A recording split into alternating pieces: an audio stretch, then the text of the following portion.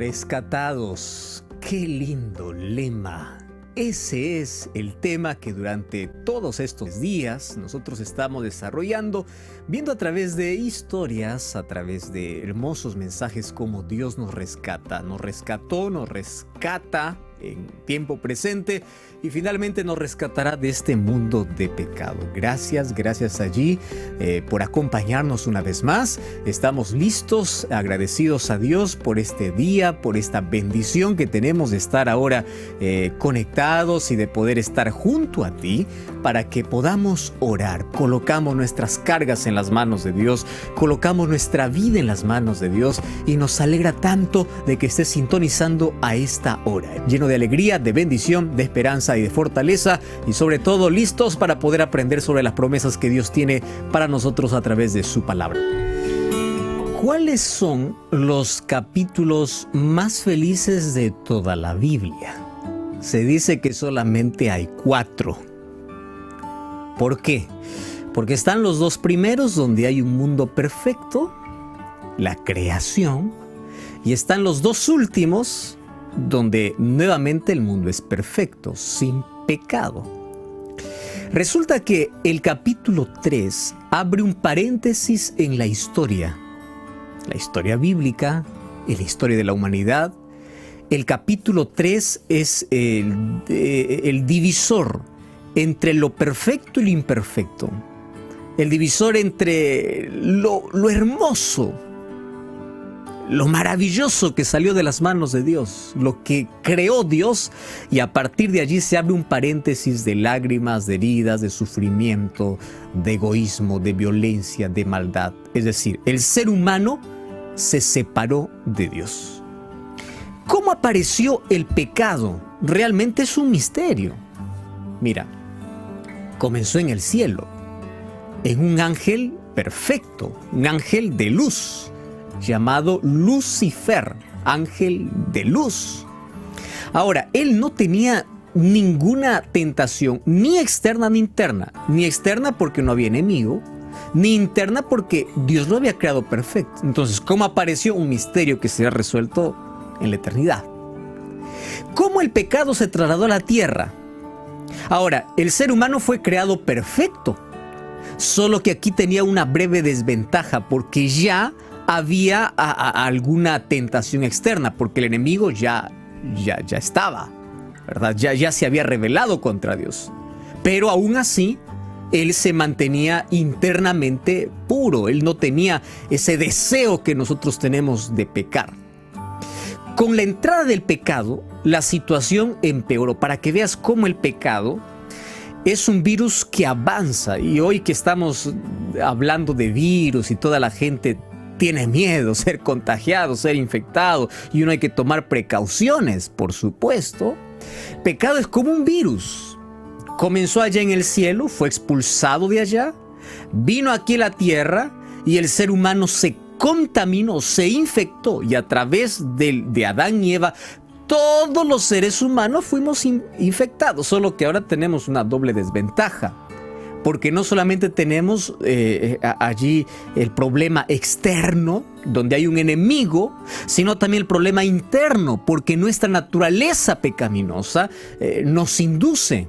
Nuestra naturaleza pecaminosa tiene ese deseo natural de poder practicar el mal. Nadie enseña a un niño cómo mentir, nadie enseña a una persona cómo fallar. No, los seres humanos ya lo tenemos, está dentro.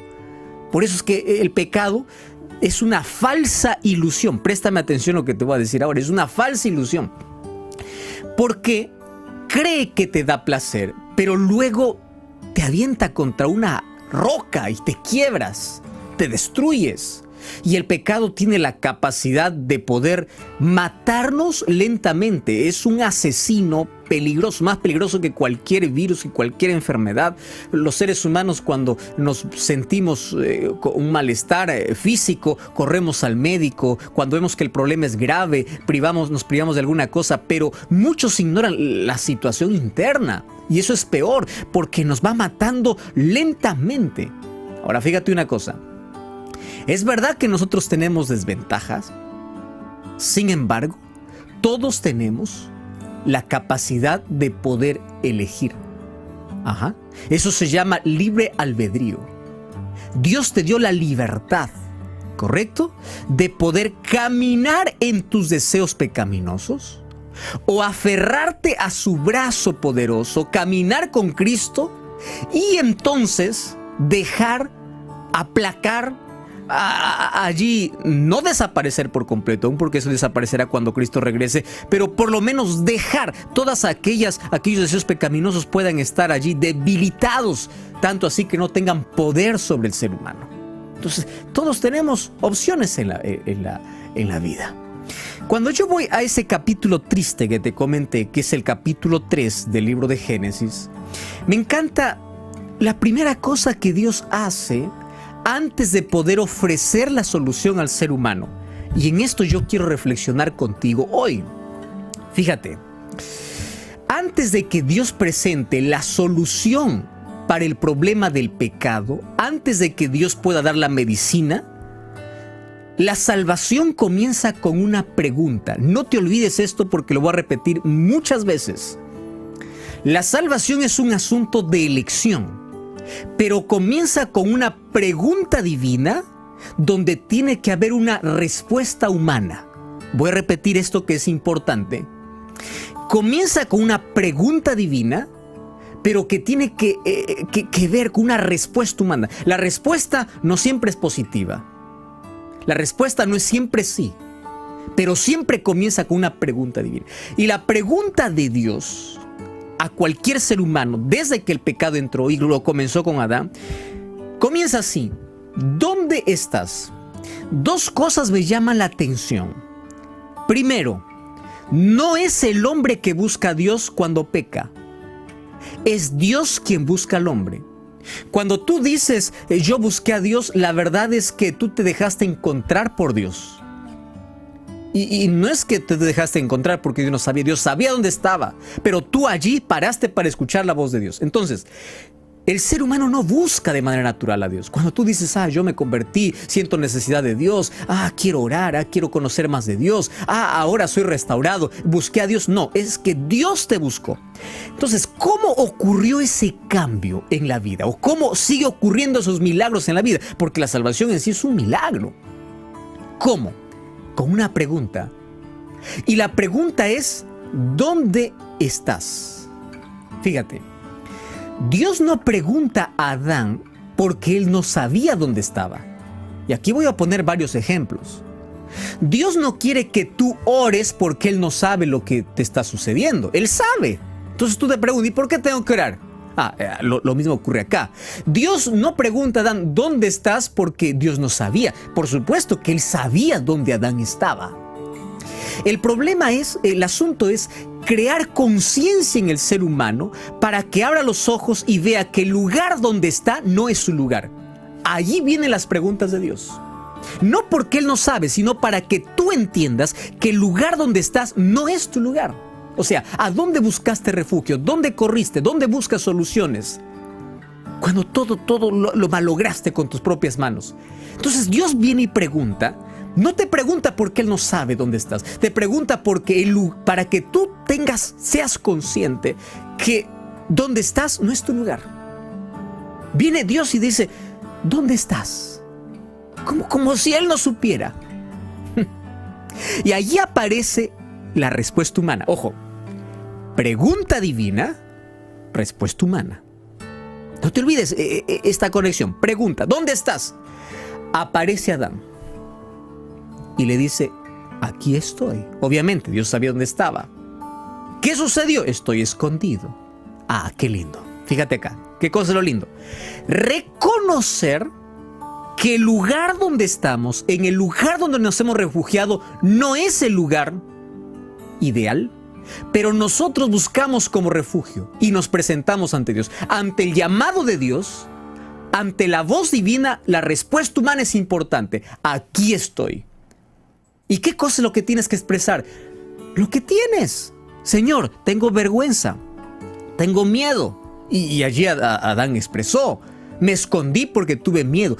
Cuando Dios nos encuentra y cuando nosotros escuchamos la pregunta de Dios, nosotros tenemos que ir como estamos, con nuestros miedos, con nuestra vida llena de vergüenza, pero salir de ese escondite, no insistir en ese lugar. Y allí salió, y yo quiero que imagines allí ese primer encuentro después del pecado. Ya no es el mismo encuentro que Adán y Dios tenían antes del pecado. ¿Cuál es la razón? Antes del pecado, Adán corría a los brazos de Dios. Después del pecado, Adán corre de los brazos de Dios. ¿No te parece que es la misma historia que hoy se repite? Cuando tú estás bien con Dios, todos los días tienes placer de correr a sus brazos. Cuando te alejas de Dios, cada día corres de sus brazos, cada día corres de Dios. Y la diferencia, aunque lo pueda hacer solamente una palabra, de eso depende dónde estamos. ¿Dónde estás? O corres a los brazos de Dios o corres de los brazos de Dios. La pregunta de Dios es importante. Y sabes que en la Biblia yo encuentro varias preguntas que Dios hace al ser humano. Y toda pregunta divina demanda de una respuesta humana. Un día Dios pregunta a Caín: ¿dónde está tu hermano Abel? No porque Dios no sabía dónde estaba, sino porque Caín tenía que ser consciente que el lugar donde está yendo no es correcto. Un día Dios pregunta a Elías: ¿qué haces aquí? No porque Dios no sabía qué hacía, sino porque Elías tenía que ser consciente que el lugar donde está no es su lugar. Un día Jesús se acerca a un paralítico que está 38 años enfermo junto al estanque de Betesda, esperando un milagro. Y la pregunta que le hace a ese paralítico es: ¿quieres ser sano? ¿Acaso Jesús no sabía la respuesta?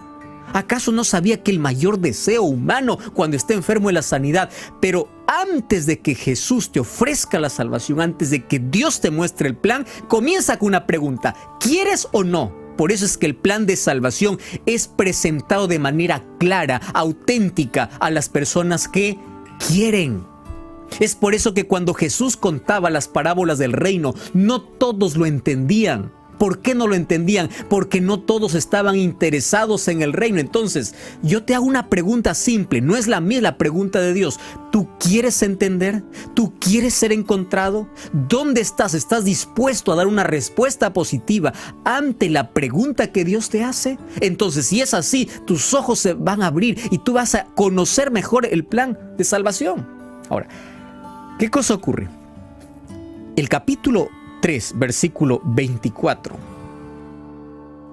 Ocurre la cosa más triste de todo el capítulo, porque luego del encuentro que tienen, Dios muestra el plan para Adán y Eva.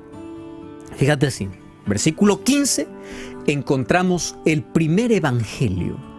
¿Qué es evangelio? Buena nueva. Y la buena nueva es que de un descendiente de la mujer, que representaría de ahí, mujer, el pueblo de Dios, vendría aquel que pisaría la cabeza a la serpiente, es decir, a Satanás. Está haciendo referencia al nacimiento de Cristo, ese Dios ahora hecho carne, Dios encarnado para salvar al ser humano. Allí coloca la buena nueva, ¿correcto? Es decir, una vez que Adán responde al llamado de Dios, ahora conoce el plan de salvación. Pero el versículo 24 realmente quiebra el corazón. ¿Qué dice el versículo 24 del capítulo 3? Dice así: echó pues fuera al hombre y puso al oriente del huerto del Edén querubines y una espada encendida que se revolvía por todos lados para guardar el camino del árbol de la vida. Fíjate, esto es lo más terrible del pecado. El pecado te separa de Dios. Y cuando te separa de Dios, ¿qué cosa es el pecado? Te aleja de la presencia de Dios. Voy a tocar aquí dos puntos esenciales. Primero, ¿por qué Dios tuvo que sacar a Adán y Eva del jardín del Edén? La respuesta lo del mismo verso: para que ellos no más comieran del árbol de la vida. Porque si comían del árbol de la vida, ellos serían pecadores eternos. Y el plan de salvación era restaurar aquella humanidad, o Adán y Eva, que ya habían caído en pecado. No serían más pecadores eternos, sino restaurados eternamente, para que un día aquel árbol que se perdió en el Edén, cuando Cristo pagó el precio, una vez más, cuando vamos a Apocalipsis capítulo 22, encontramos que en el cielo se encuentra el árbol de vida. Mira, el pecado nos roba la bendición, nos quita los derechos, nos quitó nuestro hogar, nos quitó nuestra inocencia, nos quitó la santidad, nos quitó el vestido que teníamos, que era el vestido divino que cubría a Adán y Eva. El pecado nos quitó el árbol de la vida, nos quitó todo, nos quitó nuestro verdadero hogar, y Adán y Eva tuvieron que salir del huerto. Pero una cosa quiero que entiendas: jamás salieron del corazón de Dios, porque Dios ya tenía un plan. No hay pecado que te pueda separar del corazón de Dios.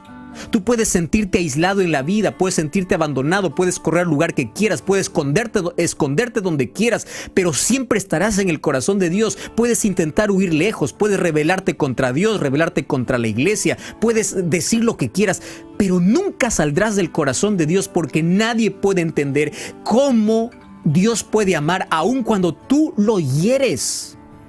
Los seres humanos, cuando somos heridos, puede ser que nuestro cariño, nuestro afecto, nuestro amor disminuya, pero el amor de Dios no disminuye por más heridas que tú le ocasiones. ¿Cómo te explico esto? No puedo, pero quiero que entiendas. No importa el tamaño de pecado, no importa la distancia que corras, tú sigues estando en el corazón de Dios. El libro de Isaías dice: en las palmas de mi mano te tengo esculpido. Tú estás aquí. Eso es amor. Dime, ¿quién más te puede amar igual que Dios? ¿Sabes una cosa? El pecado tiene un asunto terrible, que es el autoengaño, y es la ilusión, vana ilusión. ¿Qué cosa es una ilusión? Una ilusión, tú crees que es algo verdadero, pero finalmente te chasqueas y te frustras porque ves que todo era una ilusión, era falso, era humo, era polvo, no servía para nada. Cuando Eva comió del fruto, ella pensó de que desobedeciendo a Dios va a ser como Dios, porque eso es la mentira de la serpiente. Adán unió su suerte para con Eva. Al comienzo estaba todo bien, pero después se dieron cuenta, cuando tuvieron que salir del huerto, lo que el pecado había ocasionado. Fíjate lo que te voy a decir ahora. El pecado siempre se presenta como una ilusión. Eso es bonito, eso es placentero. Un minuto de placer, una noche de diversión, mucho alcohol, mucha droga. Vamos a salir de un nivel a uno superior. Es atractivo. Pero una vez que lo consumes, una vez que entras, vas a ver recién cómo te va destruyendo. ¿Qué cosa trajo para Adán y Eva? Desnudez, miedo, actitud de esconderse. Pero allí viene el remedio divino. Y la pregunta de Dios: ¿dónde estás? Y Adán se presentó: aquí estoy. Y allí Dios les presentó el plan de salvación. Y aun cuando salieron del jardín del Edén, jamás salieron del corazón de Dios, porque un día Dios envió a su propio Hijo para rescatar. Para rescatar al ser humano. Tú eres la razón de la venida de Jesús. Olvídate de Adán y Eva, olvídate del que está a tu lado, olvídate de multitudes. Tú eres la razón por la cual Jesús vino a este mundo. Quiero que entiendas que vales tanto, tanto para Dios. El día más triste de la historia está en el capítulo 3. El cielo se llenó de lágrimas. Los ángeles dejaron de cantar. Nadie sabía qué cosa iba a ocurrir después de la entrada del pecado, pero Dios tenía un plan de salvación. Y la pregunta de Dios hoy continúa: dime dónde estás, porque yo quiero salvarte. Y una vez más te repito, Dios no te pregunta dónde estás porque Él no sabe. Dios te pregunta para que tú tengas conciencia de que donde tú estás no es tu lugar. Es hora de volver. Es hora de mirar una vez más a Cristo, de volver a sus brazos. Y te voy a explicar la mayor razón. ¿Sabes cuál es? Es que el pecado crea profundas heridas en la vida. Profundas heridas. Hay heridas profundas, hay marcas abiertas. Hay heridas abiertas. Hay heridas infectadas. Hay heridas con pus. Hay heridas que están reventando. Y esas heridas nadie ve. Porque ¿dónde están? Dentro de ti. Los seres humanos intentamos secar, curar las heridas externas. Pero ¿quién puede ver las heridas sangrantes del corazón? Solo Dios. Lloras, te desesperas. Buscaste un lugar donde cubrir tu desnudez. Te tapaste con hojas de higuera. Intentas anestesiar tu corazón con droga, con placer. Intentas buscar salidas y no lo encuentras. Porque eso es lo que hace el pecado. Satanás, cuando te lleva a pecar, primero te aleja de Dios. Es lo primero que hace. Porque sabe que si tú estás cerca de Dios, Él no puede hacer nada. Pero si te separa de Dios, Él puede hacer todo. Eres frágil, te quiebras. Eso hace el pecado. Y cuando te quiebras, ya no tienes fuerza.